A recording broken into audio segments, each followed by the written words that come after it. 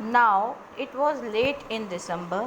Darkness was already descending over the forest. Now you understood that the rat trap seller was in a forest.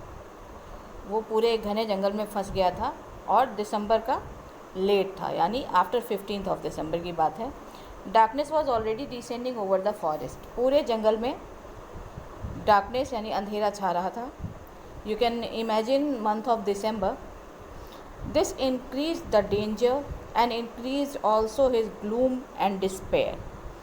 Means उस अंधेरे को देखकर जंगल में, जहाँ पर कि खतरा भी बढ़ता चला जा रहा था वाइल्ड एनिमल्स का, और साथ ही उसके मन में सैडनेस और डर बढ़ता चला जा रहा था. Finally he saw no way out and he sank down on the ground. वो इतनी बुरी तरह से परेशान हो गया कि अब तो मैं इस जंगल में फंस चुका हूँ और मैंने अपने आप को 30 रनर्स के बेट को देखकर जो इस तरह से फंसा लिया है दुनिया के माया जाल में, तो अब मेरे पास कोई रास्ता नहीं है. मैं बिल्कुल इसमें फंस चुका हूँ. अब मुझे डेथ ही बाहर निकाल सकती है. उसके मन में ऐसे ख्याल आ रहे थे और बिल्कुल हताश होकर वो बिल्कुल ज़मीन पर बैठ गया. टायर्ड टू डेथ मतलब इतनी बुरी तरह से थका हुआ था जैसे मौत आने वाली हो. Thinking that his last moment had come. और हमेशा उसके मन में ये ख्याल आ रहा था कि उसका लास्ट मोमेंट जैसे आ गया है. But just as he laid his head on the ground, he heard a sound. लेकिन जैसे ही उसने अपना सर ज़मीन पर टिकाया, उसको एक आवाज़ सुनाई दी. A hard regular thumping. एक ज़ोर से, थम्पिंग मीन्स ज़ोर से पीटा जाता है. जब किसी लोहे को या पीटने की आवाज़ को थम्पिंग कहते हैं. उसको एकदम लगातार उसको थम्पिंग की आवाज़ सुनाई पड़ रही थी. There was no doubt as to what that was. कोई उसको डाउट नहीं रह गया कि हाँ आवाज़ आ रही है. वो कंटिन्यूस एक आवाज़ सुन रहा था, लगातार पीटने की आवाज़ उसको सुनाई पड़ रही थी. He raised himself. Those are the hammer strokes from an iron mill, he thought. अब उसने अपने आप को उठाया, मतलब उठकर खड़ा हुआ और क्या सोचा कि लगातार हैमर यानी हथौड़ी से ठोकने पीटने की आवाज़ आ रही है, मतलब कोई आयरन मिल पास है. There must be people nearby. And obviously जब उसने इतना सोच लिया कि आयरन मिल है तो आयरन मिल के आसपास लोग भी ज़रूर होंगे. He summoned all his strength, got up and staggered in the direction of the sound.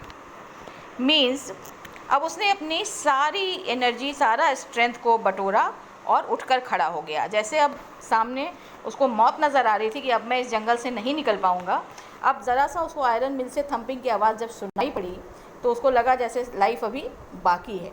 तो अपनी जीवन को बचाने के लिए जितना भी स्ट्रेंथ उसके अंदर था वो उठकर खड़ा हो गया और जिस डायरेक्शन से आवाज़ उसको सुनाई पड़ रही थी वो उसकी तरफ बढ़ता चला गया. The Ramsjo iron works which are now closed down were not so long ago a large plant with smelter, rolling mill and forge. Ramsjo iron works जिसके बारे में मैंने आपको इस कहानी की शुरुआत में बताया था, वो क्रॉफ्टर वहीं पर काम किया करता था. अब तो वो बंद हो गया होगा, ऐसा उसके मन में दिमाग में था. लेकिन अब वो लार्ज प्लांट नहीं था विथ, जहाँ पर स्मेल्टर कहते हैं जिसमें आयरन को मेल्ट किया जाता है. रोलिंग मिल जहाँ पर उसकी आयरन की शीट बनाकर रोल किया जाता है. And forge, a furnace where metals are heated और रॉट. फोर्ज का मतलब होता है एक बड़ा सा भट्ठा आप कह सकते हो जिस पे आयरन को मेल्ट किया जाता है और उसको हीट किया जाता है.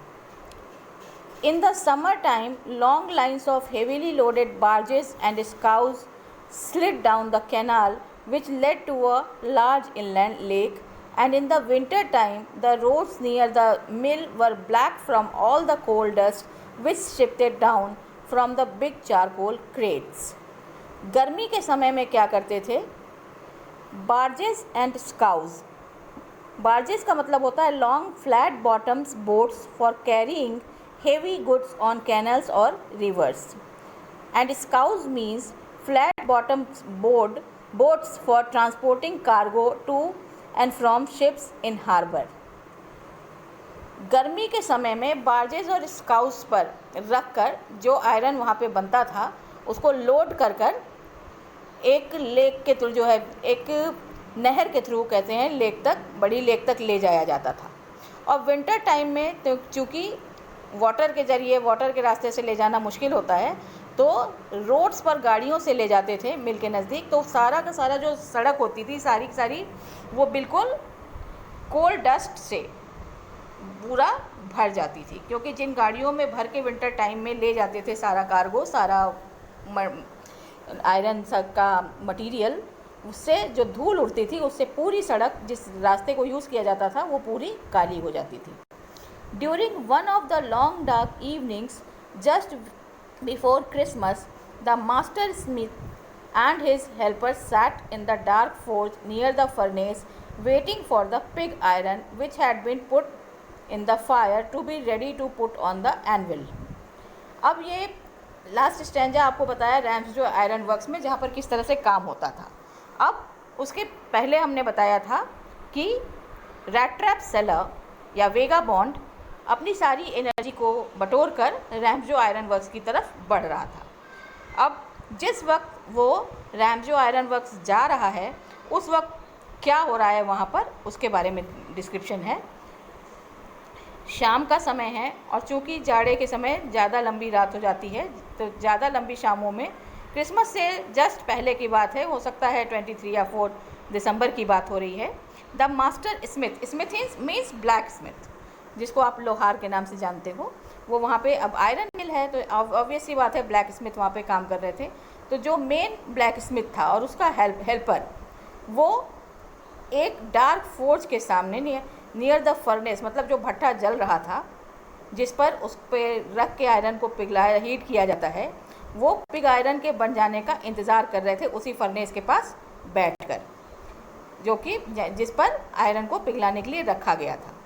और जब वो पिघल जाएगा तो उसको एनविल, ये तरह तरह की मशीनें हैं जो कि रहती हैं आयरन मिल में, आयरन को पिघलाने के लिए, उसकी शीट बनाने के लिए, उसको पीटने के लिए। तो जब वो पिघल जाएगा भट्टे पर से, तो उसको उसकी एनविल पे रखकर पीट कर उसकी शीट बनाई जाएगी। Every now and then one of them got up to stir up the glowing mass with a long iron bar.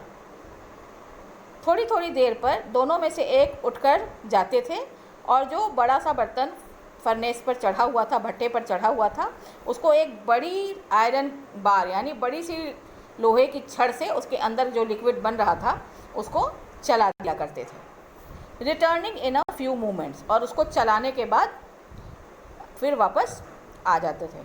Dripping with perspiration, अब ऑब्वियस सी बात है आयरन मिल है, बहुत ज़्यादा टेम्परेचर पे काम हो रहा है, तो जब वो ऐसा करके वापस लौटते थे तो पसीने से लथपथ होते थे।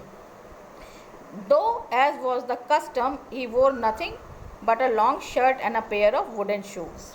हालांकि जाड़े का समय है, लेकिन आयरन मिल का माहौल इतना गर्म है कि उसने वहाँ पर कुछ नहीं पहन रखा था, बल्कि सिर्फ एक लंबी सी शर्ट और पैर में वुड के शूज़ पहन रखे थे। All the time there were many sounds to be heard in the forge. हर समय फोर्ज में बहुत सारी तरह की आवाज़ आती रहती थी। The big bellows groaned and the burning coal crackled. बड़ी बड़ी सी बेलो जो गलती रहती थी, तरह तरह की आवाज़ें करती रहती थी, और बर्निंग कोल, जब कोयला चटकता है तो जैसी उसकी आवाज़ आती है, वो तरह तरह की आवाज़ आती रहती थी। The fire boy shoveled charcoal into the mouth of the furnace with a great deal of clatter। जो वहाँ पर आग को चलाने के लिए एक लड़का था, वो शॉवेल चारकोल मतलब mouth of the furnace, furnace के मुंह में, फर्नेस के ओपनिंग पे खूब सारा एक बेलचे से उठाकर उसमें कोल डालता था, चारकोल, और बहुत सारी आवाज़ उस वक्त भी आती थी जब उसके अंदर कोयला बढ़ाया जाता था। Outside road the waterfall, iron mill के बाहर जो कि एक वाटरफॉल था, तो वहाँ भी उसकी भी आवाज़ आ रही थी। And a sharp north wind whipped the rain against the brick tiled roof। और ऊपर से जो तेज़ हवा चल रही थी, जिसके साथ थोड़ी थोड़ी बारिश भी हो रही थी, वो ऊपर जो ब्रिक टाइल की रूफ थी उस पर पानी पड़ने से उसकी भी अलग आवाज़ आ रही थी. It was probably an account of all this noise that the blacksmith did not notice that a man had opened the gate and entered the forge until he stood close up to the furnace.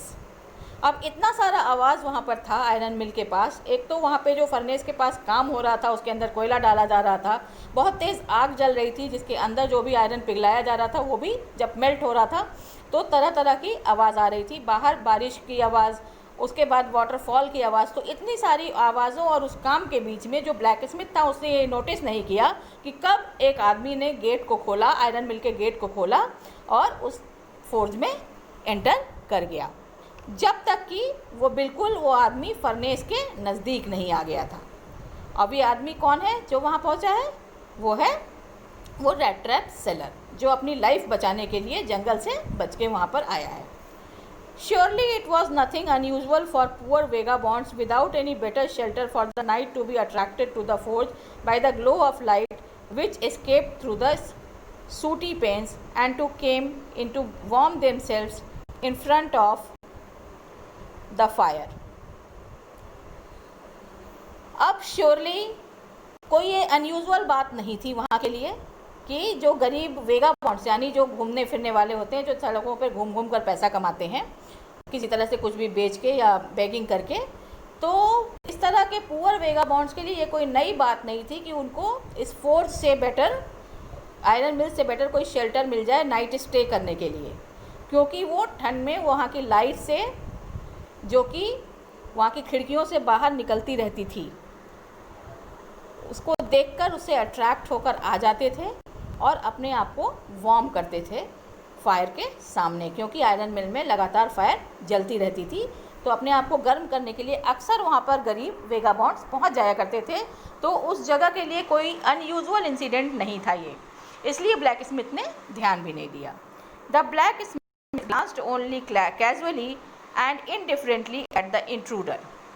इसीलिए चूँकि ये उसके लिए normal सी बात थी कि अक्सर ही वहाँ पे वेगाबॉन्ड्स आया करते थे अपने आप को गर्म करने के लिए या शेल्टर पाने के लिए, रात को नाइट स्टे करने के लिए, तो उसने ध्यान भी नहीं दिया. बस उसने थोड़ा सा कैजुअली एक नज़र डाली उसके ऊपर और थोड़ा डिफरेंट तरीके से एट द इंट्रूडर. इंट्रूडर का मतलब होता है जो अचानक बिना बताए सामने आ जाए, तो उसकी ओर एक ग्लांस करना, एक झलक देखना. Means he look the way people of his type usually did, with a long beard, dirty, ragged and with a bunch of rat traps dangling on his chest. अब जनरली लोग उसको जिस तरह से देखते थे उसी तरह से उसने भी देखा.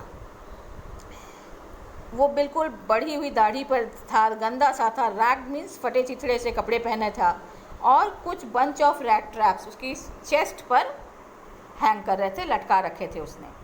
तो उसकी ओर जिस तरह से यूजुअली पीपल देखा करते थे बस उसी तरह से उसने भी देखा.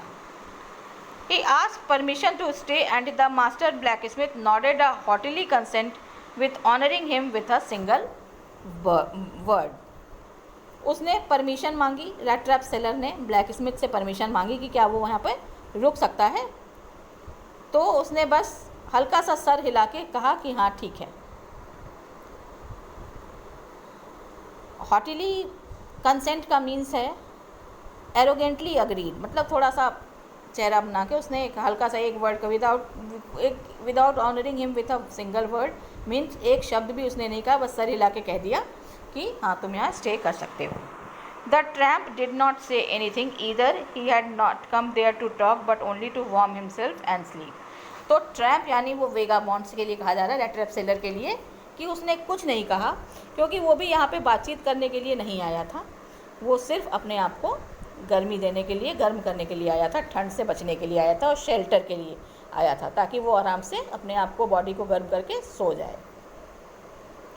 इन those days the Ramsjo iron mill was owned by a very prominent iron master whose greatest ambition was to ship out good iron to the market. उस समय में, जिस समय का ये इंसिडेंट है, उस समय रैम्सजो आयरन मिल का मालिक एक आयरन मास्टर था जिसका सबसे ज़्यादा बड़ा एम्बिशन क्या था कि बढ़िया क्वालिटी का बढ़िया आयरन मार्केट में वो भेज सके. He watched both night and day to see that the work was done as well as possible. अब उसका काम क्या था, जो मालिक था वहाँ का, कि वो नाइट और डे मतलब रात और दिन दोनों समय आया करता था, विज़िट किया करता था अपनी मिल को, कि जो काम है वो अच्छे से चल रहा है या नहीं.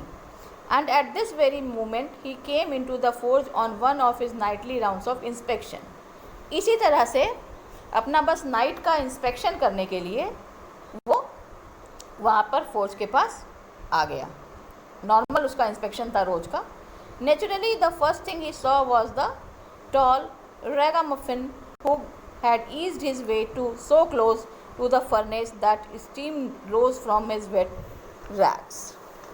ऑब्वियसली जब वो वहाँ पे आया तो उसने देखा, रैगामफिन कहा जा रहा है a person in rag dirty cloth, मतलब सबसे पहली जो उसकी नज़र पड़ी वो थी उस रैग ट्रैप सेलर पे जो फटे चिथड़े कपड़ों में था वहाँ पर.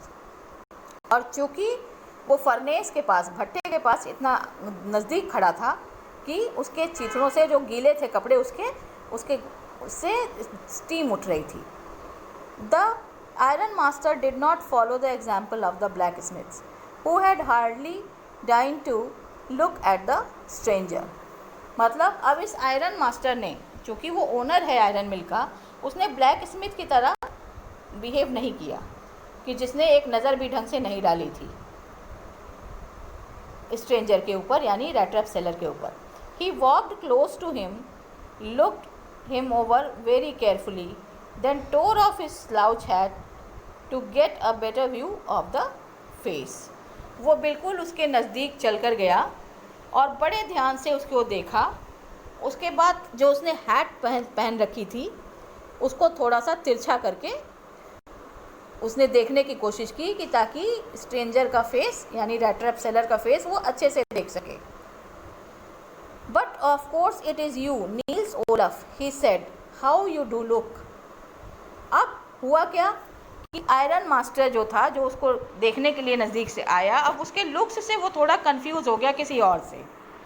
तो उसने क्या कहा, अरे वाह ये तुम हो नील्स ओलफ. मतलब he was thinking that the rag trap seller is Niels Olaf, जिसको कि वो जानता था क्योंकि उसको उसके लुक्स नील्स ओलफ से मिलते हुए दिखाई दिए. हाउ यू डू लुक, तुम कैसे दिख रहे हो ये.